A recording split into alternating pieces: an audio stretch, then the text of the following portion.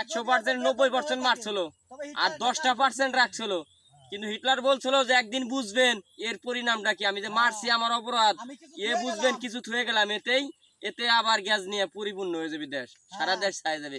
তাই ইসরায়েল এখন সারা দেশ ছাই গেছে। আমরা সবার কাছে আল্লাহর কাছে ক্ষমা চাই, আল্লাহ তুমি এদেরকে ধ্বংস করে দাও, আল্লাহ ইসলামের পতাকা সারা বিশ্বে উড়াইয়া দাও, ইসলামের জয় চাই, জয় চাই। সবাই দোয়া করবেন আমাদের জন্য। আসসালামু আলাইকুম। আমি এখন কিছু কথা বলতে চাই কি, যে দেখেন ইসরায়েলিরা এত বড় যুক্তরাষ্ট্র মাদার্স তো আন্ডারে আমরা সবাই থাকি এসি, ভাবছি কি ওরা মিশ করে দেবে, যে একখানে বৈঠকে বৈশা এটা মিলাই দিবে। এখন দেখি উল্টোটা, ও 2 সপ্তাহ সময় চায়, তার পরবর্তীতে হামলা করছে ইরানে। তার জায়গা এটা বাকি আল্লাহ ইচ্ছে, ওগো শাস্তি হলে আল্লাহ দিবে।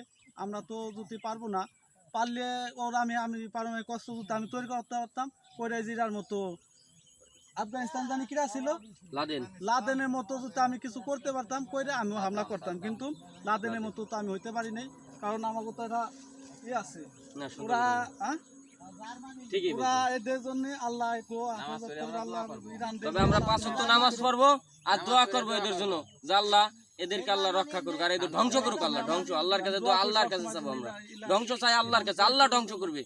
আবার সে আবাবিলের দরকার, আবার আবাবিল দরকার এই দেশে।